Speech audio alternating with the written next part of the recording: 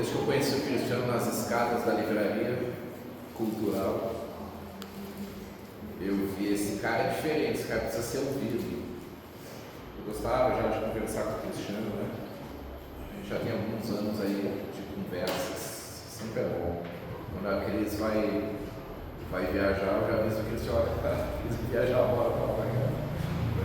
Não está casado, aí não se pedir para a esposa liberar, né? Aí a gente vai lá conversar. Gente, Provérbios capítulo 1, já estamos online?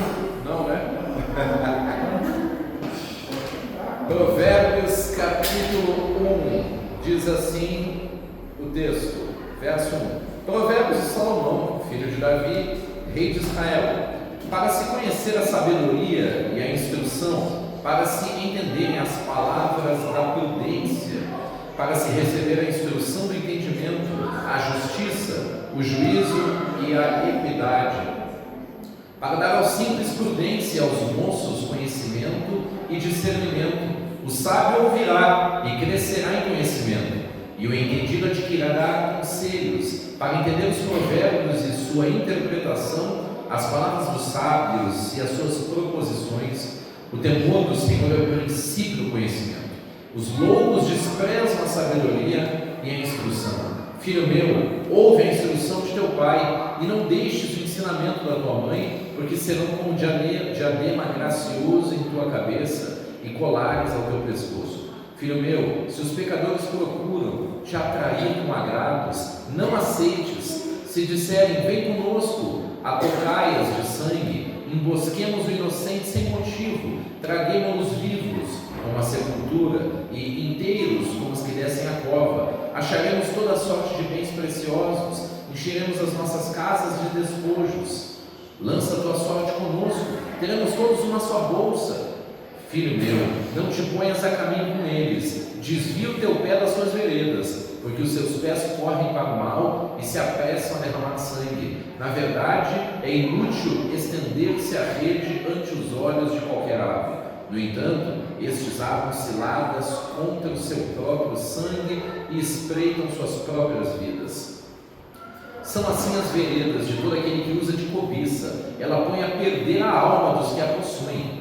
A sabedoria clama lá fora, pelas ruas levanta sua voz, nas esquinas movimentadas ela brada, nas entradas das portas e nas cidades profere as suas palavras. Até quando, ó simples, amareis a simplicidade, e vós, escarnecedores, desejareis o escárnio, e vós, insensatos, odiareis o conhecimento? Atentai para a minha repreensão, pois eis que vos derramarei abundantemente do meu espírito, e vos farei saber as minhas palavras. Entretanto, porque eu clamei e recusastes, e estendi a minha mão, e não houve quem desse atenção, antes rejeitastes todo o meu conselho, e não quisestes a minha repreensão, também de minha parte eu me rirei da vossa perdição, e zombarei em vindo o vosso temor. Vindo o vosso temor como uma assolação, e vindo a vossa perdição como uma tormenta, sobrevirá a vós aperto e angústia. Então clamarão a mim, mas eu não responderei. De madrugada me buscarão, porém não me acharão. Porquanto odiaram o conhecimento e não preferiram o temor do Senhor, não aceitaram o meu conselho e desprezaram toda a minha repreensão. Portanto, comerão do fruto do seu caminho e fartar-se-ão dos seus próprios conselhos, porque o erro dos simples os matará e o desvario dos insensatos os destruirá. Amém, queridos? Eis aqui o texto de Provérbios. Livro atribuído a Salomão, mas há vários autores em Provérbios. Salomão compôs mais de 3.000 provérbios. Este aqui então é um livro que está entre os livros de sabedoria, um livro sapiensal. Os provérbios são frases curtas, com entendimento rápido, com aplicações cotidianas. Não é um livro exatamente de doutrina, mas nos ensina a viver. Provérbios fala da excelência da sabedoria e a primazia em se buscar a sabedoria mais do que tudo, mais do que ouro, mais do que a prata. Acerca das coisas da vida, Provérbios vai falar, e ele vai dizer que o temor do Senhor é o princípio dessa sabedoria. Ao ensinar a sabedoria, ele diz, tudo começa temendo a Deus. Então a sequência do livro de Provérbios é mostrar situações onde a lei da semeadura se manifesta, o que acontece ao justo em paralelo ao que acontece ao ímpio. O livro de Provérbios usa de paralelismos sintéticos, antitéticos, representativos, simbólicos. Então, quando ele diz, por exemplo, o homem diligente, o caminho do diligente aponta para a abundância, sentença 1. A segunda sentença diz, mas o de todo apressado tão somente para a cobiça. Duas sentenças em paralelo. Aqui é um paralelismo antitético. O homem diligente, usando esse porque o Cristiano falou sobre a preguiça, diligente é aquele que faz tudo na sua melhor forma, é o contrário de negligente. O texto vai explicar, então, o homem diligente, os pensamentos dele apontam para a abundância, ele está pensando no máximo, ele está pensando em coisas grandes, por isso ele faz o melhor, porque a sua mente imagina o melhor. Aí ao contrário vai dizer, o de todo apressado, tão somente para a pobreza. Os pensamentos gerenciam a intensidade com qual a gente faz as coisas. Mas neste paralelismo, ao falar do diligente depois do apressado, ele já está dizendo que o diligente não é apressado para fazer as coisas. O diligente não faz as coisas com pressa, ele faz as coisas da melhor forma que ele puder. Então essa é uma forma de escrita sábia da época que durou muitos séculos, esses provérbios sendo falados, e alguém resolveu compilar em um só livro, principalmente os de Salomão. Neste capítulo 1 do livro de Provérbios, nós temos quase que uma pregação completa da Escritura. Veja que vai começar dizendo então, o temor do Senhor é o princípio da sabedoria. A sabedoria está personificada no texto porque ela clama, ela fala, ela exorta. A sabedoria é como se fosse aqui uma pessoa. E o temor do Senhor é o princípio da sabedoria. Sinônimos de coisas que acontecem junto da sabedoria. Palavras que aparecem lá no texto: instrução, entendimento, prudência, justiça, juízo, equidade, discernimento, conhecimento, conselhos, interpretação, proposições, ensinamentos. E eu gosto de acrescentar nas orações perspicácia, a olhar e entender. Entender situações, entender textos, entender pessoas, entender circunstâncias. O temor do Senhor é tão lindo que ele aumenta a inteligência. O temor do Senhor é o princípio, o início, a base da sabedoria. Mas preste atenção, uma mente que teme ao Senhor está sempre classificando diante de si o que é bom, o que é mal, o que serve e o que não serve. Esta habilidade, este treinamento de dizer isso está certo, isso está errado, isso eu quero, isso eu não quero, é o que treina uma mente para classificar coisas por tipos o tempo inteiro. Uma mente inteligente é aquela que conecta coisas, descobre padrões e aplica corretamente padrões. A inteligência artificial é exatamente uma tentativa de fazer isso. Uma mente sábia, ela bate o olho, já analisa o padrão e quer saber qual dessas possibilidades, esse padrão, essa situação, essa pessoa, esse texto, essa doutrina se encaixa. Então a sabedoria é treinada com uma mente santificada. E o texto vai falar ao longo dos capítulos: filho meu, a sabedoria está aconselhando, dizendo: filho meu, preste atenção, a sabedoria é o verdadeiro adorno da sua cabeça e do seu pescoço. Em oposição à sabedoria estão os loucos. A palavra loucos aparece juntamente com desvario e insensatez. As pessoas que resolvem deliberadamente fazer o mal começam a criar doutrinas, teologias e argumentos para se defender, para fazer parecer o mal ser uma coisa boa. Elas bloqueiam a própria mente delas para enxergar a verdade e elas perdem o discernimento. A falta de discernimento se chama loucura, a incapacidade de enxergar as circunstâncias e avaliar corretamente. Quando um homem atinge a maturidade aos 18 anos, ou quando casa, ou quando tem economia própria, ou quando passa em um concurso público, ele adquire responsabilidade, palavra que o Cristiano usou. A responsabilidade vem do discernimento do homem médio naquela idade que já é capaz de contrair direitos e obrigações. Então ele é responsável pelos seus atos, contrai direitos e obrigações e já pode fazer as coisas da vida adulta. Não tendo discernimento, então ele precisa ser tutoriado ou assistido.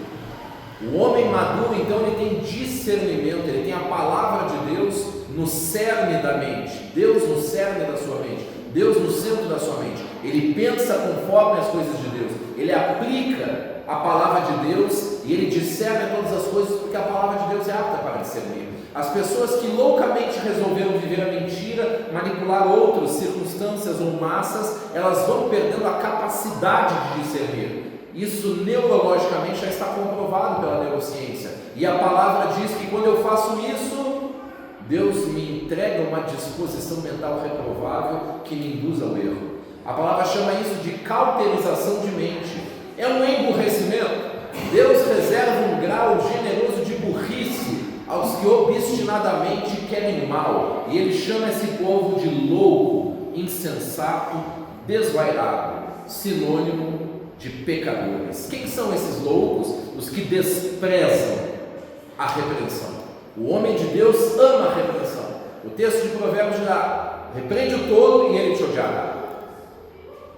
Os que desprezam são chamados de simples, escarnecedores, insensatos. A definição disso é: insensatos são os que odeiam o conhecimento. Escarnecedores são aqueles que estão debochando, afrontando a verdade de Deus, achando que nunca vão ser pegos. Os simples não são os humildes de coração do Sermão do Monte. Os simples são os tacanhos, aqueles cujo raciocínio é pobre, é pequeno, não tem sabedoria.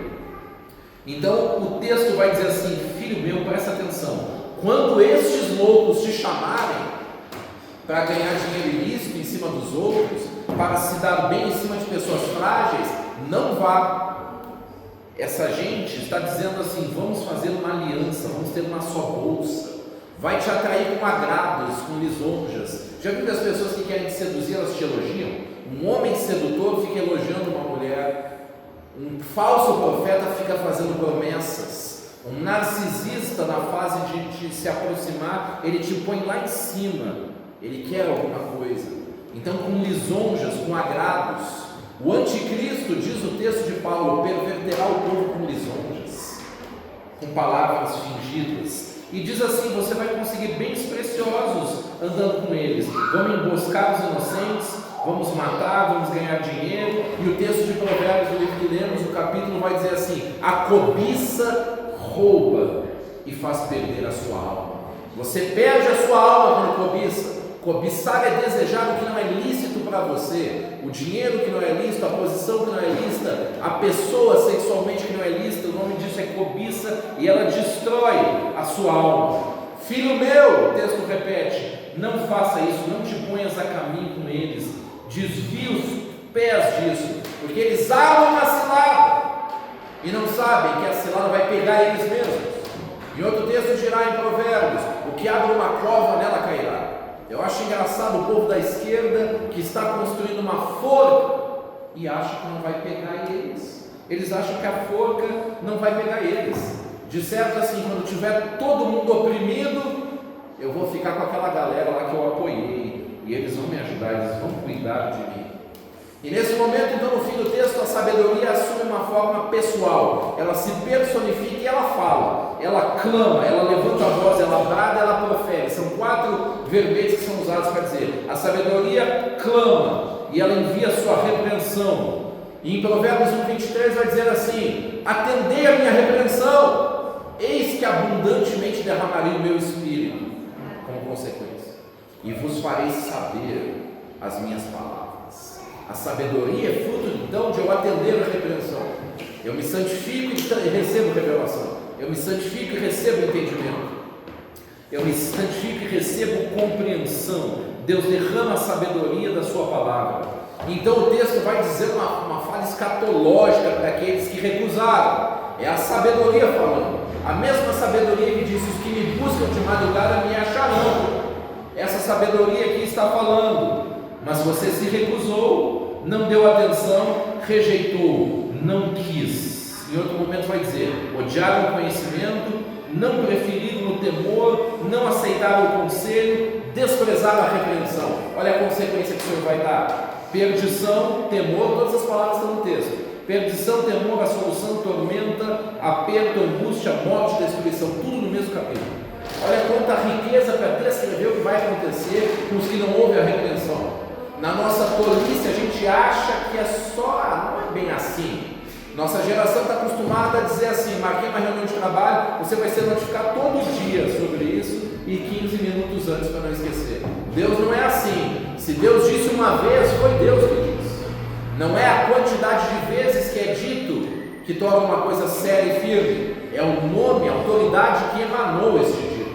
Deus disse: atenda para a minha repreensão. Pecado é o que a Escritura diz que é pecado. O livro de Provérbios é um tratado sobre tipos de pecado dos quais a gente tem que fugir para não ser destruídos. E aí o que vai acontecer quando essas pessoas caírem no mal e clamarem ao Senhor ainda que de madrugada? Ou melhor, clamarem a sabedoria de madrugada? Eu me rirei, não responderei, não me acharei. Parece-me Cristo dizendo: a vez de me procurar e não me achareis, porque para onde eu vou, vós não podeis ir. Então quem é essa sabedoria, ou o que é a sabedoria? O temor do Senhor é o princípio da sabedoria. Em algum momento vai dizer: eu sou a sabedoria. Então eu queria te mostrar neste texto aqui Cristo escondido aqui nessa revelação, porque em Provérbios 8:13 vai dizer assim: o temor do Senhor é odiar o mal. O que é o temor do Senhor? Odiar o mal. No Salmo vai dizer assim, que o Senhor é aquele que odeia a iniquidade. Ele ama a justiça e odeia a iniquidade. Então, o temor do Senhor é odiar o mal, a soberba, a arrogância, o mau caminho e a boca perversa. Quantos textos em Provérbios sobre o uso da boca? Maldição, murmuração, falar palavras sujas, enganar pessoas, semear contendas, coisas abomináveis diante de Deus. Então, a primeira coisa que eu preciso saber, tem que buscar sabedoria. O princípio da sabedoria é temor ao Senhor. Outro degrau, o temor do Senhor é odiar o mal. Odiar o mal. Agora, olha só, novamente em Provérbios 8, a sabedoria assumindo forma. Vai dizer assim: o Senhor me possuiu, a sabedoria. No princípio, que princípio? Gênesis 1:1. No princípio, Deus. No princípio, Deus. João capítulo 1, verso 1. No princípio era o Verbo. Lá no começo, antes de tudo, antes da criação. Agora o texto aqui confirmando: o Senhor me possuiu no princípio de seus caminhos, desde então e antes de suas obras. Desde a eternidade fui ungida, desde o princípio, antes do começo da terra, quando ainda não havia abismos, fui gerada, quando ainda não havia fontes carregadas de água, ainda que os montes houvessem, antes que os montes houvessem assentado, antes dos outeiros fui gerada. Quando ele preparava o céu, aí estava eu. Quando traçava o horizonte sobre a face do abismo, quando firmava as nuvens acima, quando fortificava as torres do abismo, quando fixava o mar no seu termo, para que as águas não transpassassem o seu mando, quando criou os fundamentos da terra, então eu estava com ele, eu era o seu arquiteto. Olha que coisa linda. O Senhor Jesus Cristo, aqui no livro de Provérbios, nos ensinando coisas lindas. No princípio era o Verbo, no princípio criou Deus, ou melhor, no princípio Deus, antes de um verbo, no princípio Deus criou. Este é o princípio da sabedoria, Cristo. Cristo é o princípio de toda a sabedoria. Em Provérbios 8:11 vai dizer assim: eu sou a sabedoria, sou mais preciosa do que joias, tudo que você deseja não pode se comparar comigo. Olha que coisa linda. Esta sabedoria, então, que está no céu desde o princípio com Deus, é mencionada em Romanos 10, e vai dizer assim: mas a justiça que é pela fé, diz assim: não digas em teu coração quem subirá ao céu, isto é, para trazer do alto a Cristo, explica o apóstolo Paulo. Mas, ou quem descerá ao abismo, isto é, para tornar a trazer a Cristo dentre os mortos. Mas que diz: a palavra está junto de ti, na tua boca e no teu coração, a palavra da fé que pregamos. Este então é o nosso Cristo, este então é o nosso Senhor. Ele vai nos ensinar sobre os benefícios da obediência: sabedoria, discernimento, prudência, longevidade, saúde, prosperidade, confiança, intimidade com Deus, bênçãos, graça, honra, luz até ser dia perfeito, a sua transformação perfeita até a glorificação, vida em abundância, segurança, realizações, felicidade, satisfação, justiça e honra. Isso é o que acompanha a vida daqueles que obedecem à vontade de Deus. Os megatemas da sabedoria, então, são repreensões. Tem pelo menos 4 capítulos, 2 inteiros, só sobre adultério, só sobre o pecado sexual, só sobre coisas erradas. A Escritura vai dizer que eu tenho que livrar o pobre, cuidar do necessitado, não andar com ímpio, não praticar sexo ilícito, não confiar no meu próprio entendimento, honrar o Senhor com as minhas primícias, aceitar a correção, ajudar os necessitados, não maquinar o mal, não ter inveja, e uma série de conselhos que o livro de Provérbios nos dá. Então ela diz: os que de madrugada me buscam, me encontrarão. É Cristo personificado na sabedoria, porque Ele é o verbo, Ele é a palavra, Ele é a verdade, Ele é aquele que revela e esclarece o entendimento. Porque eu sou o que dá entendimento, diz o texto. Minha é a sabedoria, meu é o conhecimento, dele é que procedem as fontes da sabedoria. Então você se santifica e recebe revelação, recebe entendimento. Nós estamos numa fase de plagiadores, todo mundo copia, uns copiam os outros. Aquele que entra na intimidade com Deus tem revelação fresca e singular e particular. Ele recebe algo específico e precioso da parte do Senhor. Então o que eu devo fazer?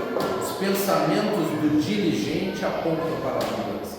Você deve planejar a sua vida de sabedoria, planejar a sua vida de estudos, desistir de tanto entretenimento, desistir de tanta autogratificação e se apaixonar pelos livros.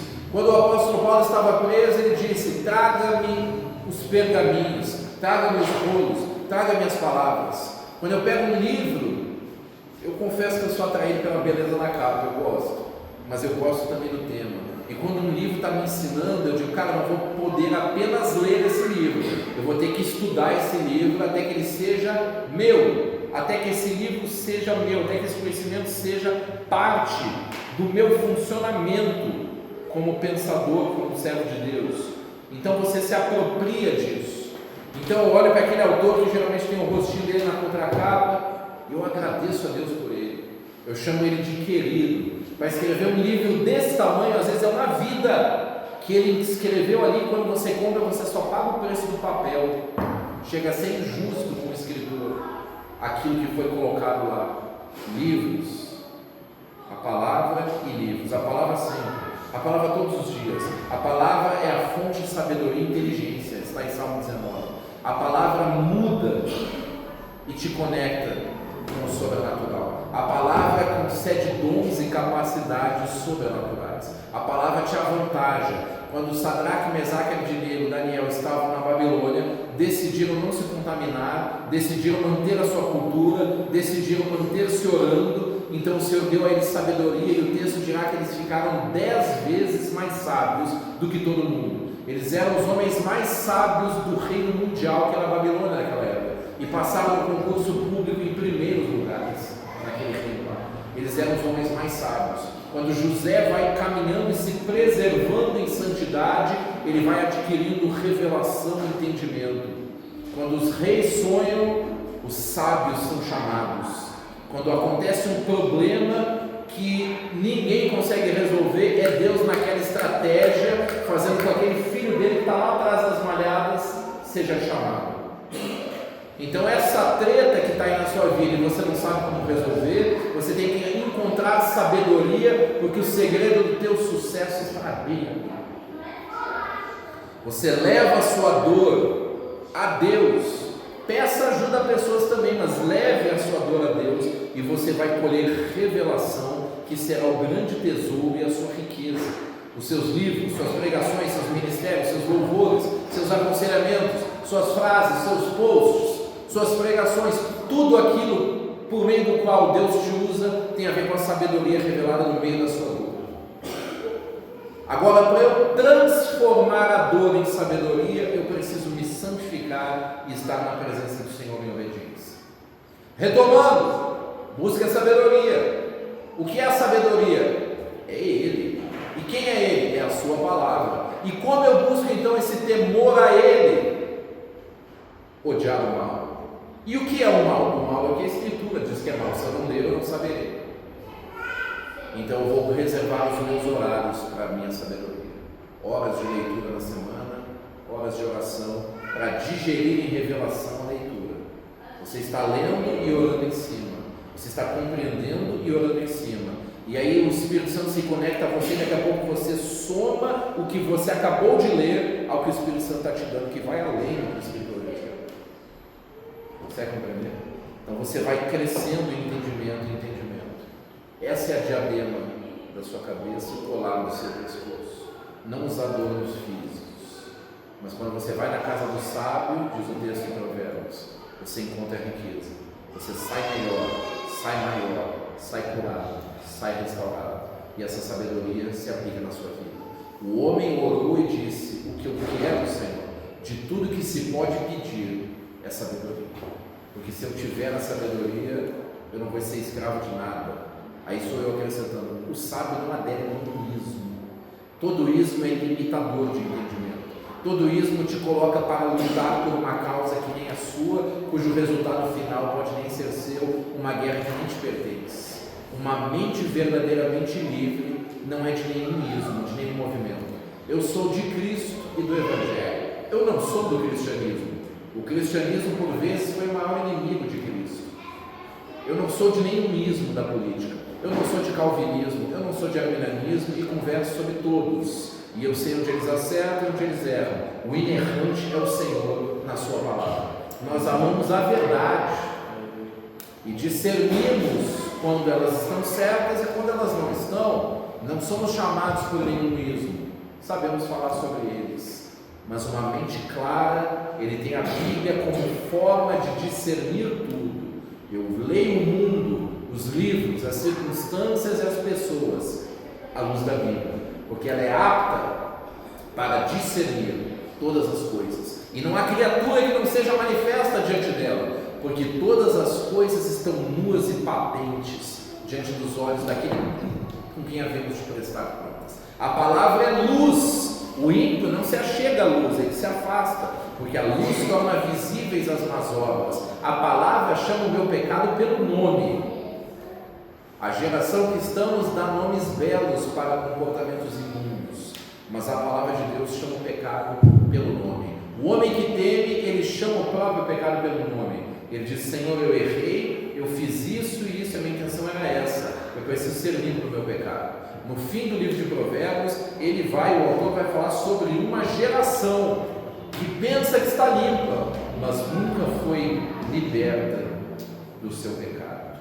Pensa estar limpa, nunca foi liberta do seu pecado. Esse é Cristo, então, que clama, que está à porta e que bate. Filho meu, cada capítulo praticamente começa: filho meu, filho meu, filho meu. É a sabedoria personificada falando. O livro tem conselhos sobre como é uma mulher sábia, como se conduz uma mulher sábia, como você se casa com uma pessoa sábia, como é um casamento feliz, como é um casamento errado, como é fazer negócios de maneira tola e fazer negócios de maneira errada, como é viver de maneira que agrada a Deus, e sempre aquela posição: o justo faz isso e recebe isso, o sábio, o santo faz isso e recebe isso. Amém, irmãos? Para a nossa vida, então, nós precisamos nos organizar para ter uma vida de sabedoria. Se eu não ocupar a minha mente com as coisas sábias, ela, por natureza só, ocupar-se-á das coisas tolas da carne. Se eu negligenciar em ocupar a minha mente com as coisas boas, o mal vai ser ocupado. Mente vazia, diz o ditado. Mas o apóstolo também disse: se existe algum louvor, alguma virtude, seja isso que ocupe o vosso entendimento. Ocupar a minha mente é a minha função e não deixá-la vazia. Se eu pegar um copo de água pela metade, ele está cheio ou está vazio? Ele está cheio, uma parte de água e uma parte de ar. Aquilo em que eu for negligente em encher de água, por natureza só vai ser completado com água. Aquilo que eu não completar na minha vida com boas coisas, eu não preencher a minha mente, então o mal pode encontrar espaço. Não é papel do homem lutar contra o pecado. O papel do homem é encher-se do Espírito de conteúdos de Deus. Então o pecado pecado sequer ocupará a mente. O homem que está lutando com o pecado está dizendo, eu quero, mas não posso. Ou então ele está gritando, eu não posso, mas os olhos dele ainda estão no pecado. O homem que se ocupou das coisas de Deus, simplesmente não sobrou lugar para o pecado bater a porta do seu entendimento. Esse é o nosso papel. Enchei-vos do Espírito e não satisfareis as vontades da carne. Aquele que semeia a carne, da sua própria carne, colherá corrupção. Essa é a vontade do Pai, diz o texto bíblico, a vossa santificação. Sem santificação, ninguém verá o Senhor. Amém? Alguns comentários sobre caminhada pessoal. Na fase de libertação, os meus olhos estavam sempre indo para o corpo das moças. Deus fez elas incrivelmente lindas. Aquilo me atraía. E eu comecei a perceber que eu orava, e quando eu fazia isso, é como se bloqueasse aquela intimidade que está escutando a voz direta.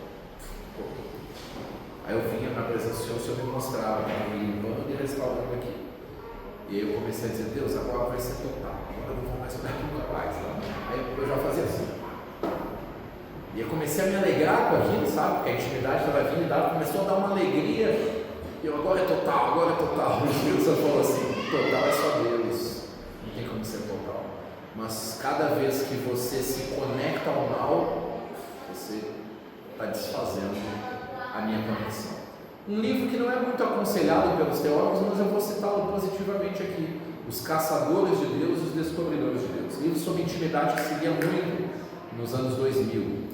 Esse livro vai usar uma figura que tem um jovem garotinho, uma criança com uma xícara cheia, um pires. E a missão dele é andar com aquela xícara, que ela está plena, qualquer oscilação para o lado derramaria. Ele diz, é assim a presença de Deus. Você está cheio, se você não der brecha, qualquer coisa que se movimente na presença de Deus, você transborda. Agora, se você balança, aí você perde.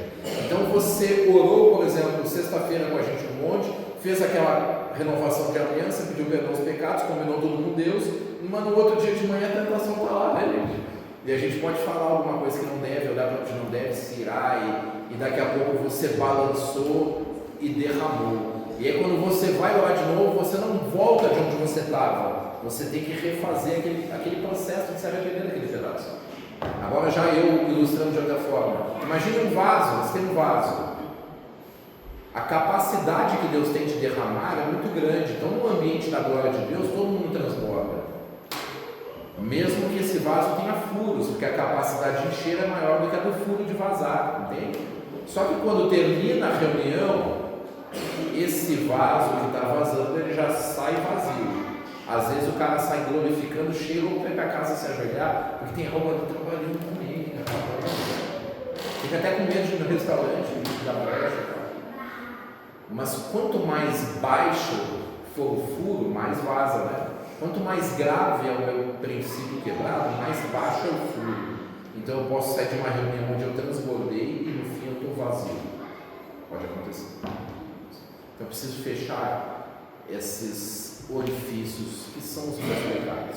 Então quando você conseguiu passar ouro e passou um dia pleno, falou Jesus, você já chora. Jesus, você transborda. Já reparou quando você acorda de manhã e tem um momento de adoração, logo de manhã parece que flui muito mais? Você não está carregado, não está cansado, aquela presença, aquela música simples já faz você fluir na presença de Deus, a intimidade acontece ali. Então, intimidade é uma das promessas para os santos do livro de Provérbios. E ela acontece na vida dos sábios. Os ouvidos abrem, os olhos abrem, o entendimento abre. Você sabe que aquele pensamento não pertence a você, ele está acontecendo. Você se torna alguém que precisa anotar, porque senão você vai perder, porque a sua memória não vai registrar tudo que Deus está mostrando, que Deus está falando. Essa é a sabedoria, e aqui eu vou fechar. Provérbios vai dizer, Provérbios 20, verso 5, se não me engano. O homem de entendimento, como águas profundas, é o conselho dentro do coração do homem. O conselho é um sinônimo de sabedoria, a revelação. E o homem de entendimento sabe tirar para fora a revelação. Se o Espírito Santo está em nós, ele é uma fonte. Possivelmente essa é a fonte de João capítulo 4 com a mulher samaritana. Tem uma fonte. Deixa eu te mostrar dentro do seu coração, se o Espírito habitar. O homem de entendimento sabe fazer essa fonte brotar. Isaac, filho de Abraão, ele cavava poços, os invejosos entulhavam. Aí ele ia lá e cavava outros, invejosos entulhavam. Aí ele cavou o terceiro, os invejosos entulhavam. Até que ele cavou o quarto, e o texto vai dizer, aí Deus deu paz para ele e ninguém mais entulhou o poço dele. Então na vida de sabedoria tem 3 tipos de pessoas. Tem os que cavam poços, tem os que bebem água roubada ou doada, alguns pegam essa água até vendo, e tem aqueles que entulham poços. Por que Deus deixou entulhar os poços de Isaac? Porque mais importante que a água que você está bebendo agora é ter o acesso à fonte infinita.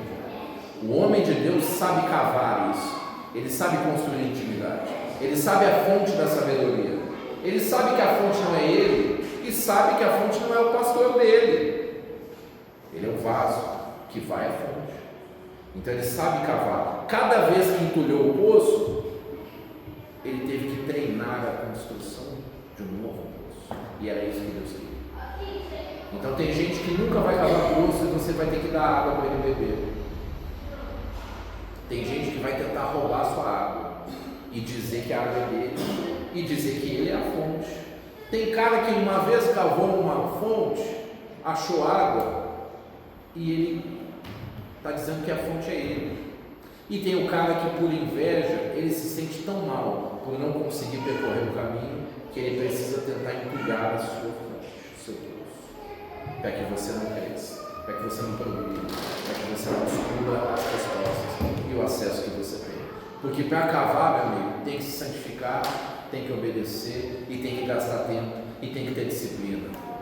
Sobre tudo que se deve guardar, guarda esse coração onde está a fonte, porque se você encher ele de lixo, ele vira uma fonte de lixo. Provérbios 4:23. Agora, se você souber guardar, ele pode ser uma fonte, um rio de água viva a correr para sempre. No princípio, a sabedoria. No princípio, Cristo. No princípio, Deus. E no princípio criou Deus os céus. Hashmaim, que quer dizer há águas ali. Vamos orar?